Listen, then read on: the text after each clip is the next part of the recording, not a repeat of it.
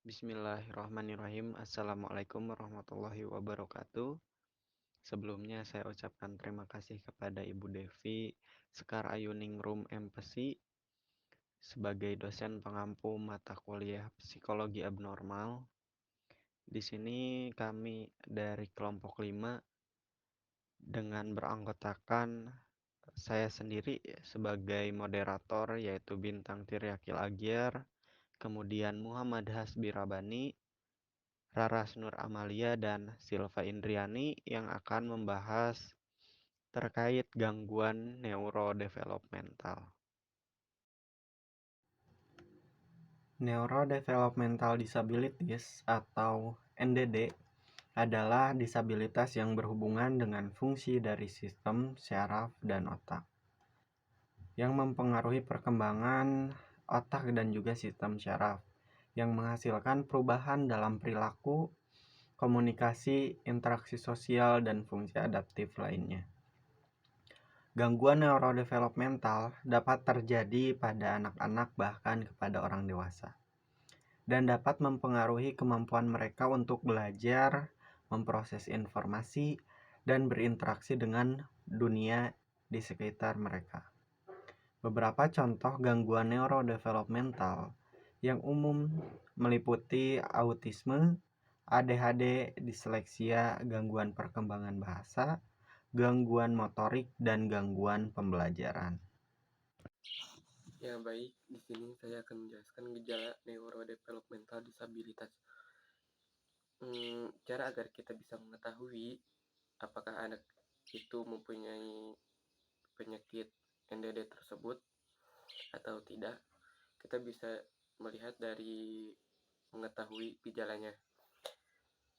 Anak-anak yang memiliki NDD tersebut dapat dilihat dari adanya kesulitan berbicara, pergerakan motorik, perilaku, daya ingat, atau fungsi sarafnya. Gejala pada pasien dengan NDD dapat berubah seiring berjalannya waktu, dan beberapa kasus menjadi disabilitas total. Diagnosis dan penanganan dari NDD biasanya sulit dilakukan karena pengetahuan oleh tenaga kesehatan yang cukup minim atau kurang. Sehingga seringkali penanganan yang diberikan meliputi kombinasi terapi profesional, rehabilitas, obat-obatan, dan sekolah yang khusus. Meskipun sudah mengetahui gejalanya, kita tidak boleh menyimpulkan atau mendefinisikan bahwa anak itu mempunyai penyakit NDD tersebut. Kita bisa saja langsung menghubungi psikologis anak. Penyebab neurodevelopmental disabilitas genetik memiliki peran penting dalam terjadinya NDD tersebut, dan beberapa kasus berkaitan dengan kelainan gen yang spesifik. Pada sebagian kasus, NDD memiliki penyebab dari NDD yang belum diketahui. NDD merupakan kombinasi dari faktor resiko genetik, biologis, psikososial, dan lingkungan.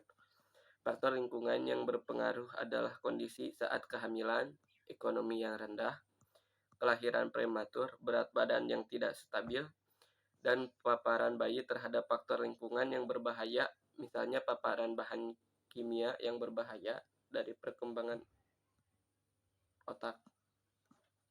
Dalam merawat anak dengan NDD tersebut sangat penting untuk mempertimbangkan 4 kategori primer dari manifestasi klinis atau komplikasi dari penyakit ini, yaitu disfungsi kognitif, masalah perilaku, disfungsi motorik, dan kejang-kejang.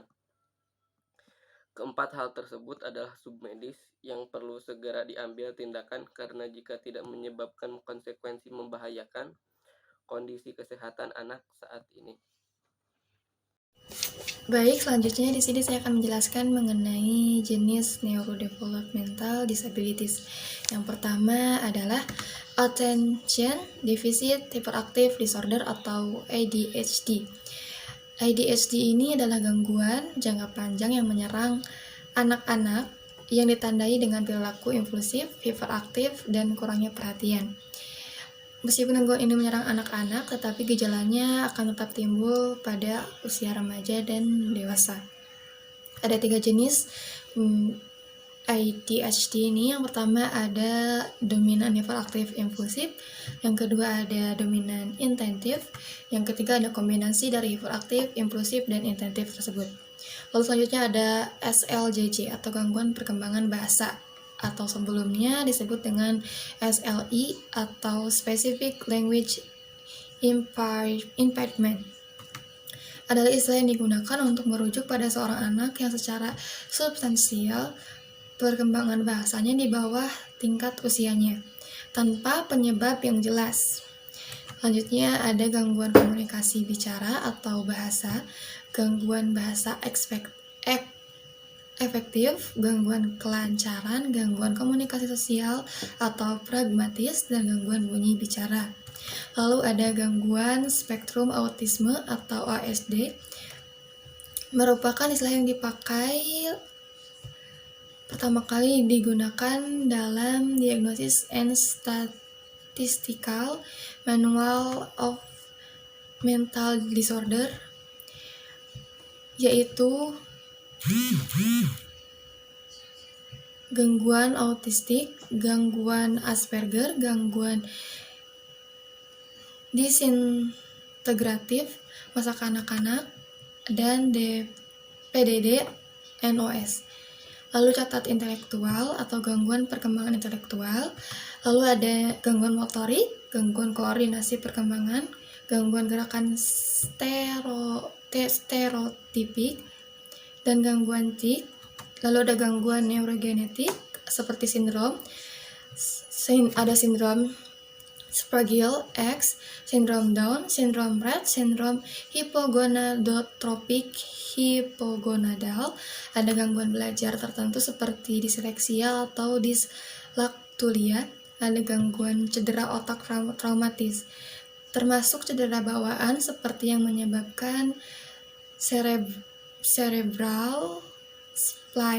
palsy, dan gangguan akibat neurotoksikan seperti gangguan spektrum alkohol janin, penyakit Minamata dan yang disebabkan oleh matrikula, gangguan perilaku termasuk gangguan perilaku dan lain-lain yang disebabkan oleh logam berat lainnya seperti timbal, kromium, platinum,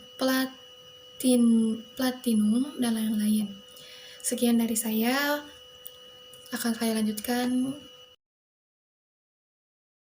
Specific learning disorder atau gangguan belajar spesifik adalah kesulitan belajar pada anak. Biasanya masalah ini memiliki banyak sebutan lain seperti learning disorder, slow disorder, dan learning disability. Anak yang mengalami kesulitan belajar umumnya adalah anak-anak yang memiliki kecerdasan tergolong rata-rata atau bahkan superior. Namun, mereka mengalami hambatan atau gangguan memproses informasi sehingga pencapaian akademisnya tidak sesuai dengan potensi yang dimilikinya, atau bahkan bisa dibilang di bawah rata-rata. Terdapat karakteristik juga, ada beberapa ciri khas dari anak yang mengalami gangguan tersebut, yaitu memiliki potensi atau fungsi kecerdasan minimal pada tingkat rata-rata. Hal ini dibuktikan melalui tes inteligensi. Ada juga memiliki prestasi akademis yang jelek dan tidak sesuai dengan hasil tes inteligensi, usia, dan tingkat pendidikannya, walau sudah mendapatkan pembelajaran yang optimal. Mengalami kesulitan dalam proses informasi seperti membedakan bentuk yang mirip, menirukan gerakan, membedakan kanan dan kiri, serta berbagai kesulitan lainnya. Di sini terdapat jenis-jenis kesulitan belajar. Yang pertama yaitu kesulitan membaca. Merupakan salah satu gangguan belajar yang membuat anak sulit membaca. Anak akan mengalami kesulitan memaknai simbol, mengeja, mengingat huruf, dan mengenal kata. Lalu ada kesulitan menulis. Kebanyakan anak yang mengalami kesulitan menulis biasanya diawali dengan kesulitan membaca. Pada masalah ini, anak akan sering melakukan kesalahan dalam menulis. Selain itu, ia pun biasanya memiliki tulisan yang buruk, lalu akan mengalami kesulitan saat menulis huruf sambung. Yang ketiga yaitu ada kesulitan berhitung. Kesulitan berhitung merupakan gangguan pemahaman numerik dan pemahaman mekanisme aritmetika pada anak, di mana kemampuan berhitungnya di bawah dari rata-rata pada anak seusianya. Yang terakhir yaitu ada kesulitan belajar nonverbal. Pada jenis ini, anak akan mengalami kesulitan untuk menangkap hal-hal seputar nonverbal seperti tanda sosial dan aturan sosial. Baik, dapat disimpulkan bahwa gangguan neurodevelopmental adalah gangguan yang bukan hanya timbul dari penyebab genetik saja. Gangguan neurodevelopmental adalah sekumpulan penyakit yang mengganggu perkembangan normal dari sistem saraf pusat otak yang meliputi ADHD, autisme, epilepsi, retardasi mental, serebrasi palsi, dan kelainan berbicara, penglihatan, dan pendengaran. Gangguan ini umumnya melibatkan gangguan membaca, aritmatika, dan ekspresi tertulis. Adapun ketidakmampuan belajar verbal seperti disleksia telah menerima perhatian teoritis dan penelitian yang signifikan daripada gangguan neurodevelopmental, merupakan kombinasi dari berbagai faktor resiko genetik, biologis, psikososial, dan lingkungan. Sekian dari kelompok kami. Mohon maaf jika ada kekurangan dari penyampaian maupun dari bahan yang kami sampaikan. Wabillahi taufiq wal hidayah. Wassalamualaikum warahmatullahi wabarakatuh.